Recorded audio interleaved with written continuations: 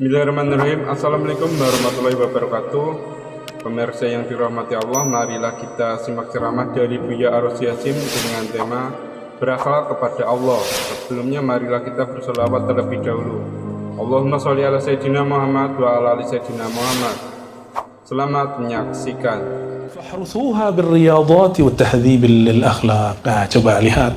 Hari ini orang membayangkan tasawuf itu cuma urusan melatih akhlak kepada makhluk.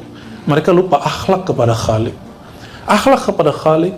Jadi tahzibul akhlak ada dua. Akhlak tiga malah. Akhlak kepada dirimu, akhlak kepada sesamamu, lalu akhlak kepada Rabbmu. Tapi hari ini kita sering dengar tasawuf itu cuma sabar-sabar. Ya, apalagi syukur, nerimo. Iya, itu benar. Cuma untuk sampai ke sana, kalau nggak dilatih nggak mungkin. Dan aqul lakum ya ikhwah, as-sabr al-mutlaq la yaqa'u 'ala as-sabirin illa bi ma'rifati al-mubli alaih. Orang itu nggak sampai kepada makom sabar yang mutlak kalau dia tidak mengenal siapa yang mengujinya. Oke? Jadi sabar ini juga ada dua, ada sabar mutlak, ada sabar nisbi. Sabar mutlak itu sabar ahli ma'rifat. Mereka kenal siapa yang cubit diri mereka. Mereka kenal siapa yang memberi musibah mereka.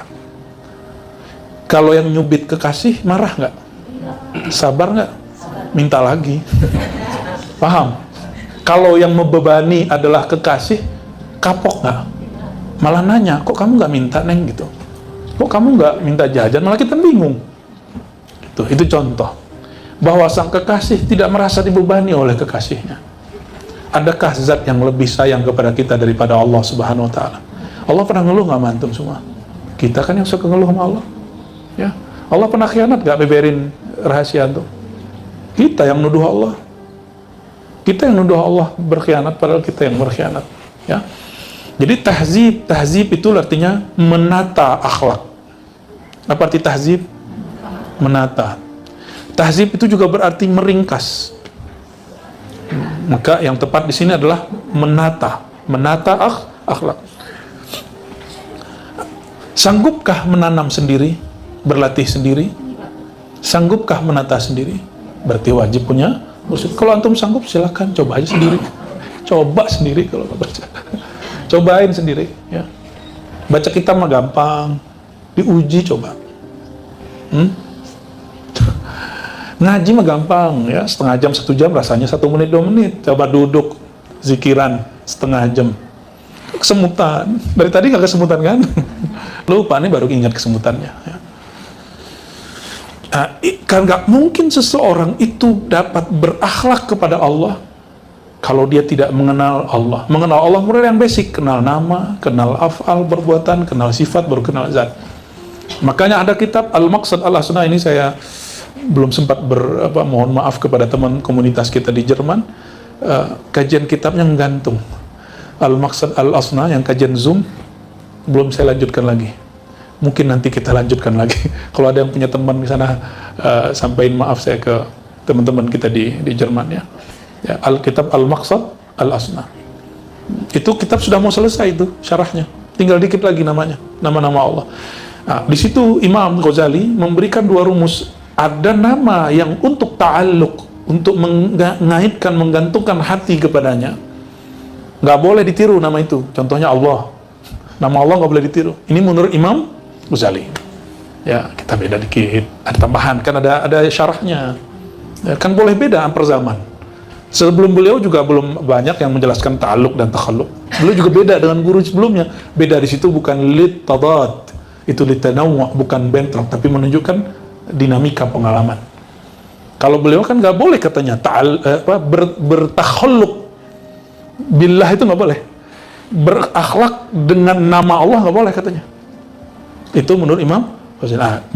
Ini bekas daripada ilmu kalam yang masih tersimpan dalam nafsiyah Imam Ghazali, dan itu normal dan itu bagus. Kalau beliau nggak begitu, jadinya kayak Ibnu Arabi. Karena Ibnu Arabi bagi beliau ta'alluq billah itu biasa.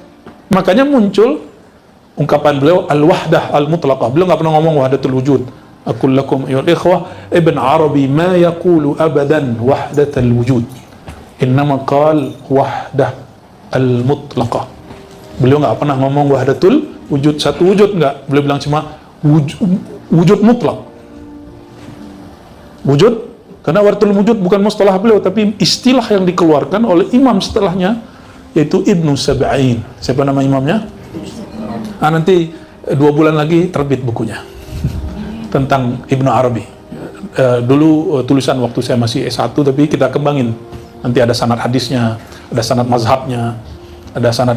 Cuma itu sudah diplagiasi banyak orang. Tapi mereka nggak bilang itu dulu dari tulisan kita. Tapi nggak apa-apa. Ilmunya kan bukan ilmu saya. Kalau ada orang plagiasi, itu plagiasi. Dia ambil, tapi dia nggak ngaku ngambil dari buku kita. Ya nggak apa-apa ya.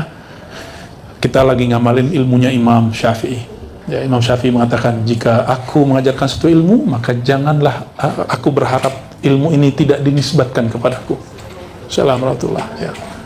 Marhaban, marhaban. Ya. Oke. At-tahzib lil akhlaq. Jadi beliau mengajarkan apa? Ta'alluq. Ta'alluq, kata Imam Ghazali, takhalluq. Ya. Tapi alasan beliau kuat. Ternyata ini mengikuti pola Imam Al-Baihaqi bahwa ada sifat zati, nama zatiyah, ada nama fi'liyah. Apalah itu? Aneh, coba dimiringin ini, miringin ya. Nama Allah. Ini ma'rifatul asma ya. Belajar nama-nama Allah ya. Di dalam Al-Qur'an banyak sekali ayat menyebutkan, di surat Thaha misalnya, Allahu la ilaha illahu lahul asma'ul husna ya, walillahil asma'ul husna fad'uhu biha. Banyak sekali ayatnya. Ada mawjud wala ghair mawjud. Oke. Anggap aja ngaji lagi, kuliah. Bismillahirrahmanirrahim. Jadi mengenal nama, tulis bahasa Arab atau bahasa Indonesia? Hazak kaif. Fi indak mawjud. Tes dulu. Ya, mumpung sekalian mengenalkan Dawami masih jomblo. Ya sudah. Ya sudah, catat. Mengenal nama Allah itu ada 3 pembagian jenis nama. Satu, nama zatiyah, nama zat. Nama apa? Nama zat. Bagi Imam Ghazali, Allah itu nama zat. Allah gitu. Oleh karenanya dalam thariqat guru saya di Sumatera yang diambil dari Jabal Abi Kubais Mekah, membaca nama Allah Ismul Jalalah, Allah itu disebut Ismul Zat, nama zat. Namun secara uslub Al-Asmaul Husna lebih tepat disebut Ismul Jalalah, nama keagungan. Fi mungkin? Mafi? Baik. Isim apa?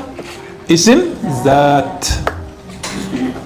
Isim zatiyah. Ini versi Imam Baihaqi dan Imam Al-Ghazali. Ternyata sebelumnya atau sezaman dengan Baihaqi barangkali ada Abdul Qahir Al-Baghdadi, pengarang kitab Usuluddin, ya, yang beliaulah yang mengatakan bahwa Rabb-hu itu bagian dari nama Allah, ya. Jadi kalau yang nggak tahu, revisi aja, malunya apa sih merevisi? Emang semua kita bakal benar terus? Nggak juga. Emang kita nggak pernah salah? Nggak mungkin juga. Emang semua kitab kita baca kan nggak juga. Apalagi saya, ya. Yang kedua, asma fi'liyah, nama fi'il. Nama fi'il.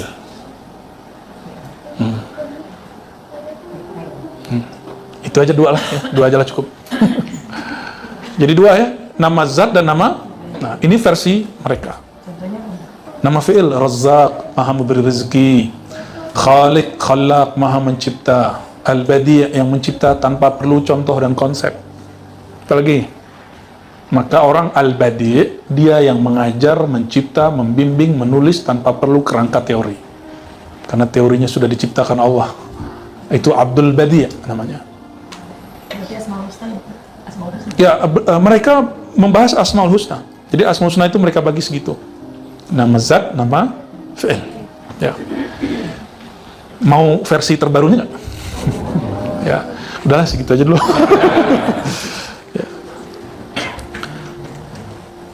ternyata nama zat itu ada nama zat yang terdapat di Al-Asmaul Husna, ada nama zat yang terdapat pada af'al perbuatan, ada nama zat yang terdapat di sifat Allah, ada nama zat pada zat Allah. Yang dibagi dalam Al-Quran sebenarnya semuanya, namun Allah sembunyikan dalam terang. Allah sembunyikan di lafaz-lafaz yang terang benderang itu, sehingga banyak orang yang tidak sadar di situ. Ya, gitu aja dulu. Tar pelan. Ya saya bolehnya nyampe sampai segitu dulu. Ya, tar kapan lagi ditambahin lagi. Tapi ingat-ingat, gimana tadi kalimat terakhir? Nama zat itu tidak hanya lafaz Allah atau Ahad. Ada isim zat pada Asmaul Husna, ada isim zat pada fi'il Allah, ada isim zat pada sifat Allah, ada isim zat, nama zat pada zat. Kenapa? Allah itu tidak mungkin mengeluarkan semua rahasianya, jati dirinya. Kalau begitu gampang sekali. Ya, berarti Allah lebih mudah ditebak daripada alam semesta. Ya, gak menarik dong. Yang maha dicinta itu mesti misterius. Ya, cinta kita aja misterius, apalagi yang maha dicinta. Cinta di kolbu ini aja misterius, apalagi Allah yang menitipkan rasa cinta itu. Maka wallahi ayuhal ikhwa, ma al mahabbatu fi qulubina illa wa hiya nuqtatun bal nisf nutqah, ya, nuqtah min nuri mahabbatillah. Jadi semua cinta di kolbu kita itu cuma paling setitik, setengah titik, atau 1/1000 titik dari percikan titik-titik yang Allah berikan dari nur mahabbah cintanya. Ya, ini yang bikin kita senang sama orang, kita bersahabat sama orang, kita bersaudara. Jadi jangan kira cinta itu cuma lawan jenis, tapi ketika antum nyaman berguru, nyaman ini nyaman nggak punya teman sampai gitu? Nanti kita lihat minggu depan datang lagi nggak? Tapi ini sudah banyak nih, saya lihat sudah dari masa pandemi sampai hari ini yang bertahan banyak. Alhamdulillah, ini nikmat dari Allah, tandanya antum kepercik nurnya kenceng sekali. Ya. Dan nur itu ada an-nur az-zati, ada an-nur as-sifati, ada an-nur al-fi'li, ada an-nur